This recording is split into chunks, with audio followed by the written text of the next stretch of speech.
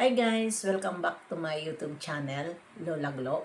Kumusta ang lahat? Sana ay nasa mabuti tayong kalagayan at ligtas sa anuman masamang kapahamakan. At bago ang lahat, shoutout muna sa lahat ng mga nagsusupport sa akin at syempre sa aking katropa, lalong-lalo na si Tita Lydia, Jacqueline Hayats, Hasa Mix Vlog, Cel TV PX, Jacqueline Docosin, Covers, at syempre si Ermagalo Mix Vlog at lahat-lahat na mga nagsusupport.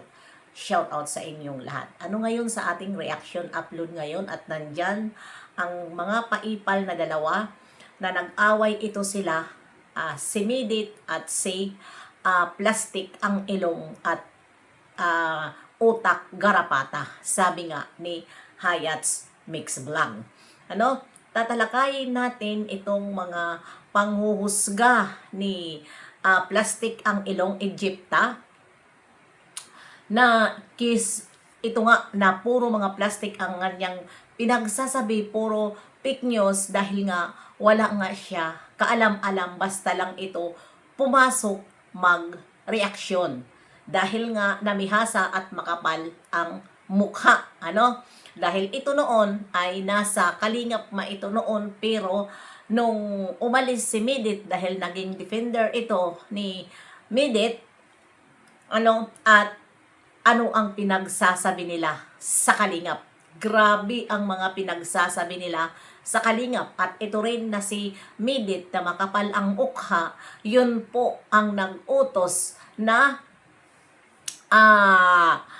banatan si Kalingap Rob at ang Kalingap dahil nga siya noon ang sinunod ng mga defender niya, lalong ito si Japina, si Kapitana, yun po ang kanyang mga defender noon na inuutusan niya at na ganun ang sabihin. Dahil ito, si Midit ay isa rin ito na mukhang pera. Umalis siya nung time na yon, sa Kalingap, siya ang nagpaalam kay Kalingap Rob dahil nga may nakabig siyang maraming sponsor dahil ayaw niya sa protocol ni Kalingap Rob na ang mga sponsor direct sa kanya. Nagtataka na lang si Kalingap Rob at ang dami niyang bit-bit na binibigay doon kay Dan from sponsor. Kaya yon, medyo narinig niya yung protocol na yan, siya na mismo ang nagpaalam at siniraan ang Kalingap. Yon sila Egypta na makapal ang mukha. At ito si Midit, Midit, sinabihan mo si Biancy na walang utang na loob? Sino sa inyo ang walang utang na loob? Di ba ikaw? Di ba nilapak ka din? Ng mga reaktor? Dahil nagpaalam ka sa ganyang sitwasyon. Si Biancy hindi makapal ang mukha. Nagpaalam siya dahil ayaw niya gamitin ang mga sponsor na hindi naman sila ni Kalingap Ido. Ikaw, ano ang ginawa mo? Nung nasa labas ka na, ginaya mo ang mga angels. Diba? Nagla-live selling ka doon sa mga gamot ng Ryuma. Diba? Kung ano ang ginagawa ng mga angels, yun din ang ginagawa mo.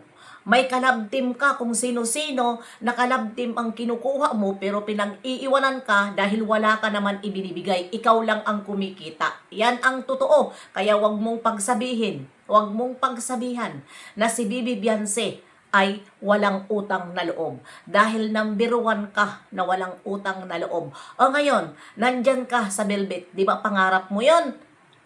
Di ba? Makapal ang mukha mo. Di ba? Dahil bumalik ka sa sinuka mo na at marami kang pinagsasabi kay Kalingap Rob.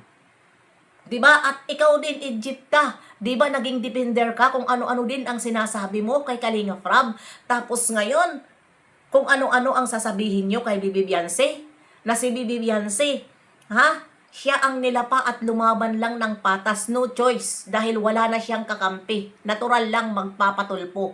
Galit kayo dyan pag sinasabi ko patulpo, totoo naman na nagpatulpo. Diba? No choice kasi kahit si Kuya Bal, hindi na, ah, bago ng patulpo, marami na silang naririnig kay Kuya Bal na ano ni Kuya Bal na hindi magandang salita.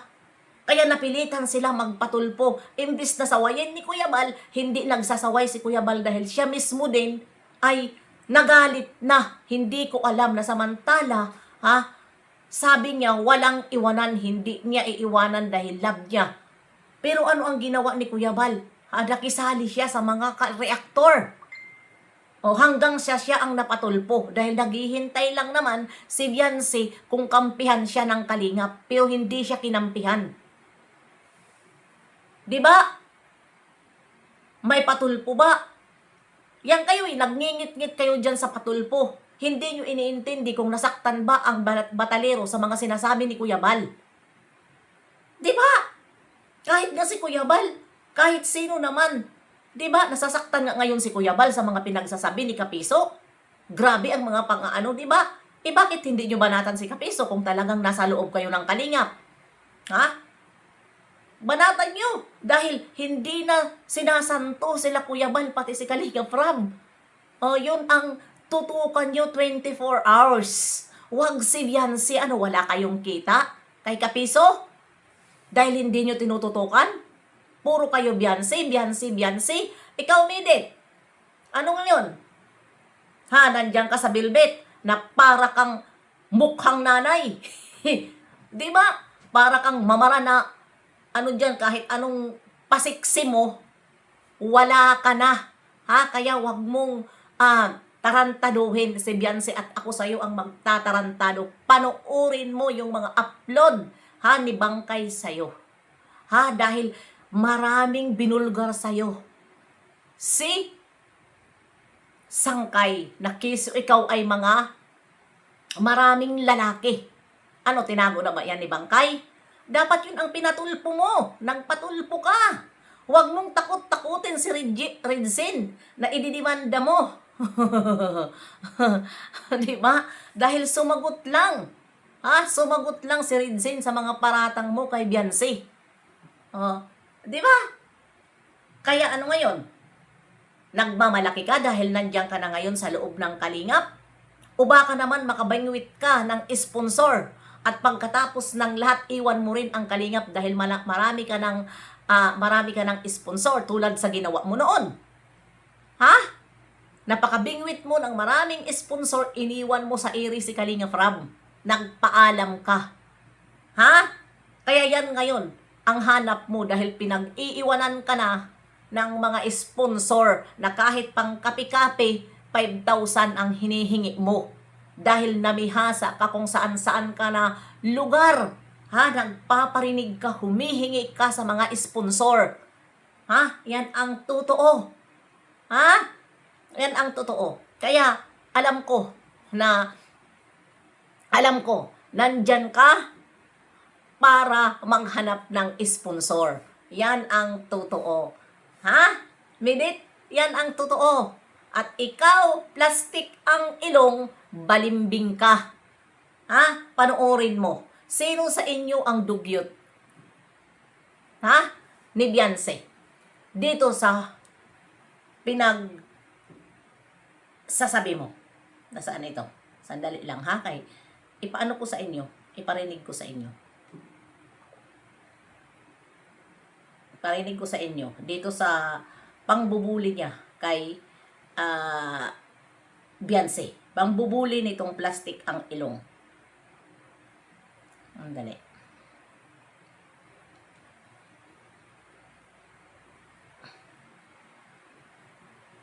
Nasaan ba ito? Mayroon siya dito pangbubuli